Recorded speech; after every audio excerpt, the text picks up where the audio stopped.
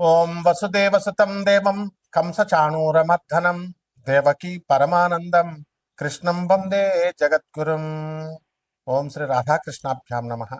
కృష్ణం వందే జగద్గురుం, అర్జునం వందే జగదేక వీరం. ఇప్పుడు మనకి త్వరలో గురుడు రేవతి నక్షత్రంలో మారబోతున్నాడు.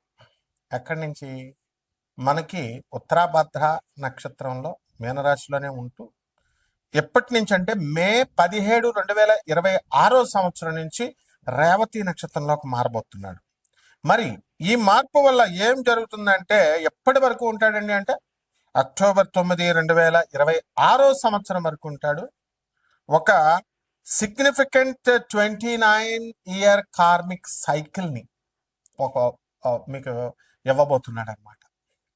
ఆ తర్వాత మనకి ఈ మార్పు వల్ల మనకి సాటర్న్, ఈ శని ఈ రేవతి నక్షత్రంలోకి మారడం వల్ల ఫైనాలిటీ వస్తుంది మీకు. అంటే ఏదైనా సరే ముగింపు, ఏది ఏ పని చేసినా సగంలో వదిలిపడేస్తూ ఉంటారు మీరు ఆ గ్రహ ప్రభావం మాట. ఇప్పుడు ఫైనాలిటీ వస్తుంది. అలాగే చక్కగా స్పిరిచువల్ ట్రాన్సిషన్, ఎప్పుడు ఏకాంతంలో ఉండి ఆధ్యాత్మిక ఉన్నతిని మీరు పొందుతారు. అలాగే మీరు చక్కగా కార్మిక్ క్లోజర్ అవుతుంది, మీకు క్లీన్స్ అవుతుంది చక్కగా. ప్రతి ఒక్క ఇండివిజువల్ మీద, ప్రతి ఒక్క వ్యక్తి మీద ఒక గొప్ప ఇంపాక్ట్ వస్తుంది. అది ఎలా అంటే profound inner shifts and endings, startings endings అన్నీ కూడా చక్కగా చేయగలుగుతారు. మరి ఇప్పుడు మనకి ఎక్కడున్నారు ఈ గ్రహస్థితి? ఈ 2026 సంవత్సరం యాజ్ ఆన్ ఈ మే నెలలో మనం కనుక చూసుకుంటే మిగతాదంతా కూడా కుజుడు మే 11 తర్వాత మేషరాశిలోకి మారబోతున్నాడు. అలాగే మనకి రవి మే 15 తర్వాత వృషభ రాశి సంచారం చేస్తాడు, ప్రవేశిస్తున్నాడు. అలాగే చక్కగా మనకి బుధుడు మే 15 తర్వాత వృషభ రాశిలోకి వస్తున్నాడు.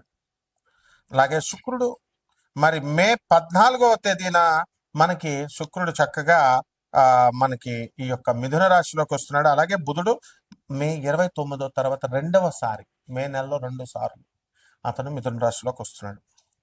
దీనివల్ల ఏమిటండి మనకి అంటే ఇప్పుడు రెట్రోగ్రేడ్లో లేడు మనకి సాటర్న్. ఎలా ఉన్నాడు? ఎక్కడున్నాడు? 15 డిగ్రీల మనకి మీన రాశిలో శని ఉన్నాడు. అలాగే కేతువు 11 డిగ్రీల సింహరాశిలో ఉన్నాడు. రాహు 11 డిగ్రీల కుంభరాశిలో ఉన్నాడు.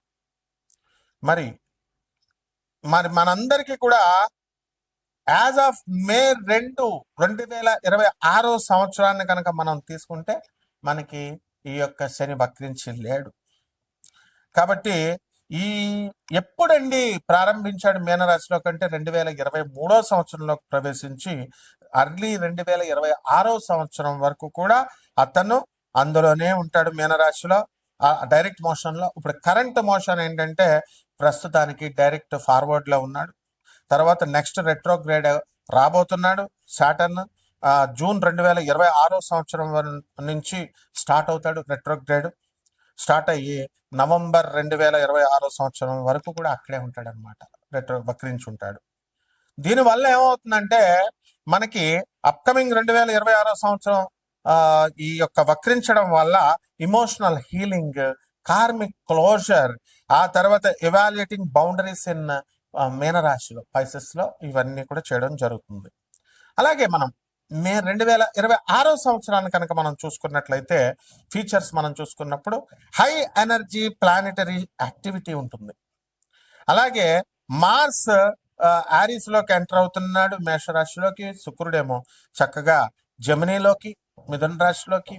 వీటి వల్ల డబల్ మూవ్స్ మళ్ళీ మెర్కురీకి, బుధుడికి, వీటన్నిటి వల్ల ఫాస్టరింగ్ వాట్ ర్యాపిడ్, చాలా స్పీడ్గా డెసిసివ్ యాక్షన్. మీరంతా కూడా తొందరగా నిర్ణయాలు తీసుకోగలుగుతారు కెరీర్లో, రిలేషన్షిప్స్లో. అలాగే చక్కగా కీ షిఫ్ట్స్ ఉండడం వల్ల మే నెలలో మే 11న కుజుడు మీనరాశిలోకి, మేషరాశిలోకి, శుక్రుడు మే 14 నుంచి వృషభ రాశి, మిథున రాశిలోకి, ఆ విధంగా వృషభ రాశిలోకి మే 15 తర్వాత మనకి ఈ యొక్క రవి చేరడం. వీటిలన్నిటి వల్ల కూడా మీకు ఇంపల్సివ్ డెసిషన్స్ తీసుకుంటారు. 2, యాక్సిలరేటింగ్ యాక్టివిటీ చాలా స్పీడ్గా చేస్తారు మీరు, ఇంతవరకు స్లోగా ఉన్నటువంటి వాళ్ళు. అండ్ డ్రైవ్ కూడా బాగుంటుంది. అండ్ రిలేషన్షిప్స్ని, ఆ తర్వాత కమ్యూనికేషన్ని ఎఫెక్ట్ చేస్తాయి. అలాగే ఫోకస్ ఆన్ స్టెబిలిటీ మీద, స్థిరత్వం మీద, రిసోర్సెస్ మీద మీరు ఎక్కువగా స్థిరత్వం వస్తుందన్నమాట. అయితే ఈ యొక్క గ్రహ సంచారాల వల్ల 12 రాశుల్లో కూడా మనము కొంచెం టెక్నికల్గా మనం చూసినప్పుడు మెడికల్గా కూడా మెడికల్ సైన్స్ని అప్లై చేస్తున్నాము. అలాగే మనం ఆర్బిటాల్ వెలాసిటీని మనం తీసుకుంటున్నాము. ఇప్పుడు ఆర్బిటాల్ వెలాసిటీని మనం తీసుకున్నప్పుడు గురుడు ఎక్కడున్నాడండి? First half of this 2026 year అంతా కూడా కర్కాటక రాశిలో ఉండి చాలా చక్కగా మంచి లక్ని గ్రోత్ని ఇన్ఫ్లుయెన్స్ చేస్తాడు ఆ తర్వాత కంటే కూడా. అలాగే శని నెప్ట్యూన్ మనం తీసుకున్నప్పుడు ఈ పొజిషన్స్ అన్నీ కూడా చక్కగా స్ట్రక్చర్డ్ యాక్షన్ ఉంటుంది అండ్ మెయింటైనింగ్ డిసిప్లిన్ ఉంటుంది. ఇవన్నీ కూడా వస్తాయన్నమాట. దీనివల్ల మనకి అంతేకాకుండా మనకి అనారోగ్యాలు ఉంటాయి. మానవుడు అన్న తర్వాత రోగాలు అనేటటువంటి కామన్ అండి. సో కొన్ని రాశుల వారికి ప్రత్యేకించి ఇది కోటాను మందికి కామన్ ప్లాట్ఫామ్ మీద మనం చెబుతున్నాం కాబట్టి అందరికీ అలాగే జరగాలని లేదు, బట్ ఇన్ జనరల్ జరుగుతుంది. మీరు వ్యక్తిగతంగా తెలుసుకోవాలంటే వ్యక్తిగత జాతకంలో చూస్తే మనకి ఏ రోగాలు వస్తాయి, ఎలా వస్తాయి అనేది తెలుస్తుంది. ఇన్ జనరల్ ఈ కాంబినేషన్స్ వల్ల హ్యూమన్ పాపిలోమా వైరస్ వస్తుంది, హెచ్పివి అనడానికి కొంతమందికి. అలాగే ఇది చాలా హైలీ కంటాజియస్ అనమాట.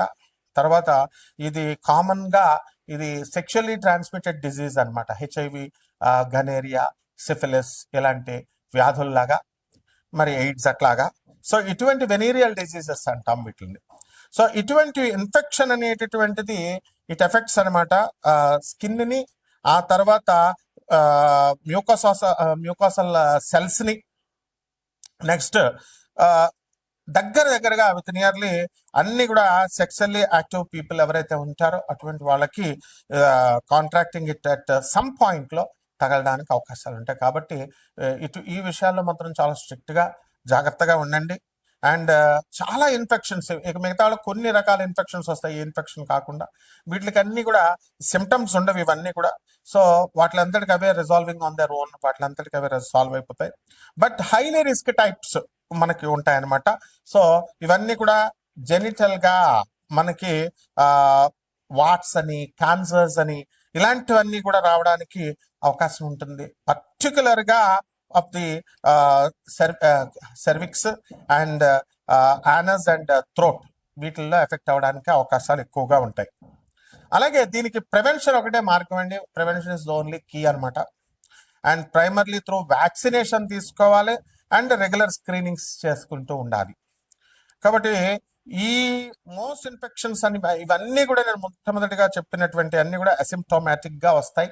ఎందువల్ల కేతు సింహరాశిలో, రాహు కుంభరాశిలో ఉన్నప్పుడు సిమ్టమ్స్ అసలు కనబడినప్పుడు.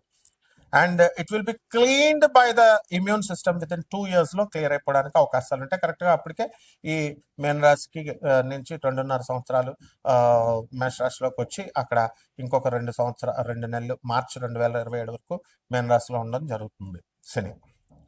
అలాగే PCOS ఆడవాళ్ళకి, మరి ఇటువంటి వాళ్ళకి అందరికి కూడా కొంతమందికి కొన్ని రాష్ట్రాల వారికి ఈ కాంబినేషన్ వల్ల పాలిసిస్టిక్ ఓవరీ సిండ్రోమ్ అంటాం దాన్ని, PCOSని.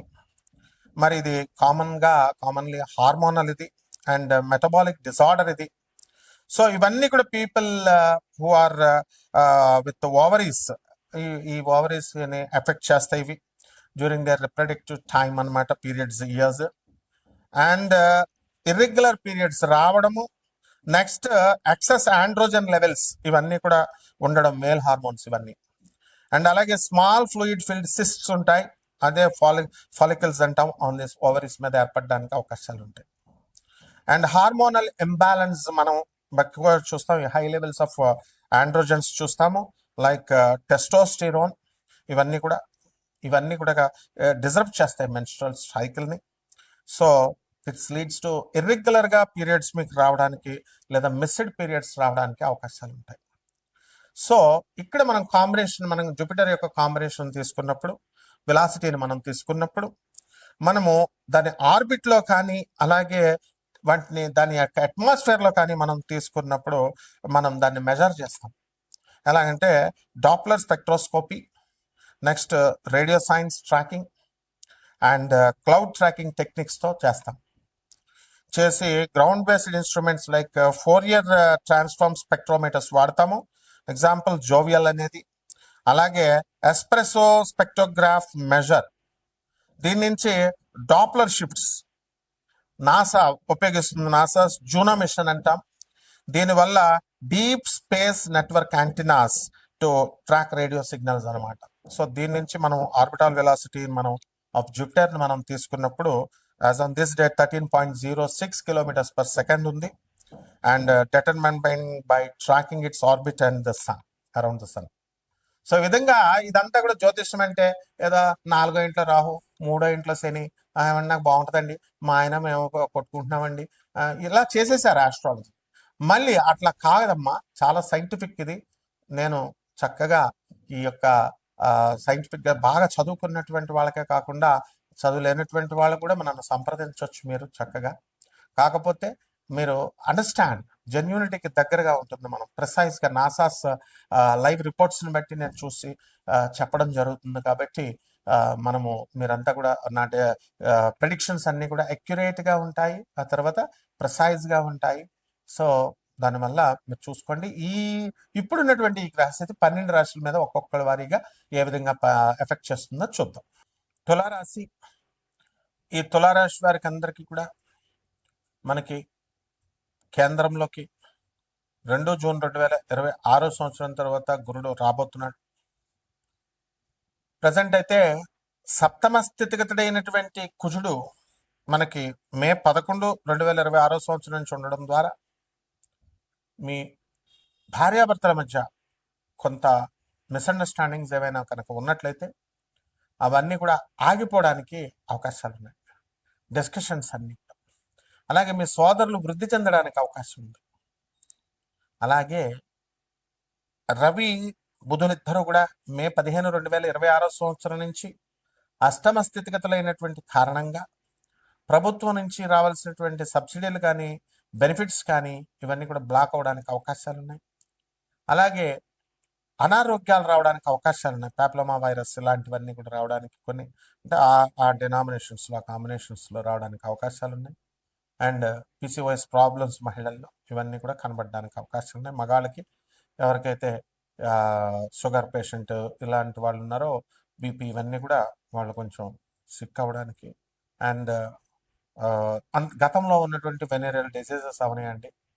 ఇవన్నీ కూడా హైడ్రోసెల్ ఇలాంటి వ్యాధులన్నీ కూడా పైల్స్ ఇవన్నీ కూడా ఇప్పుడు బలం తగ్గడం వల్ల ఆపరేషన్ చేసుకునేటటువంటి స్థితికి వస్తుంది. ఆ పెయిన్ని మీరు టాలరేట్ చేసుకోలేరు. So you have to go for surgery. So surgeries పడడానికి అవకాశాలు ఉన్నాయి. అలాగే తులారాశి వారు మీరు చేయనటువంటి తప్పుకి మీరు బలవడం, పెద్దలు చేసినటువంటి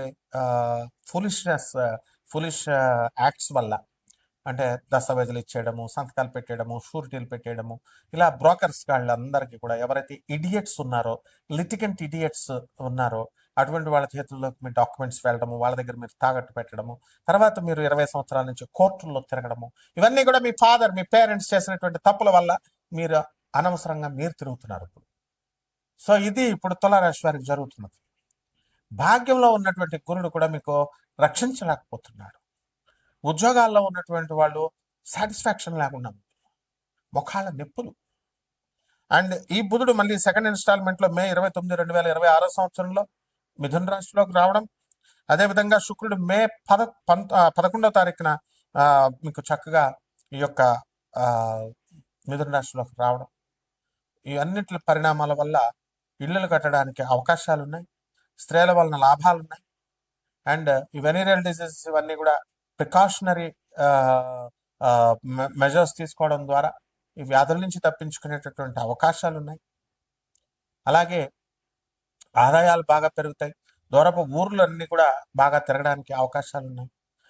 తర్వాత ఆధ్యాత్మికంగా మీరు క్యాంపులు వెళ్ళడానికి, పెద్ద పెద్ద దేవస్థానాలకి వీటికి కూడా ఏదో మామూలుగా ఎక్స్కర్షన్ లాగా వెళ్తారు.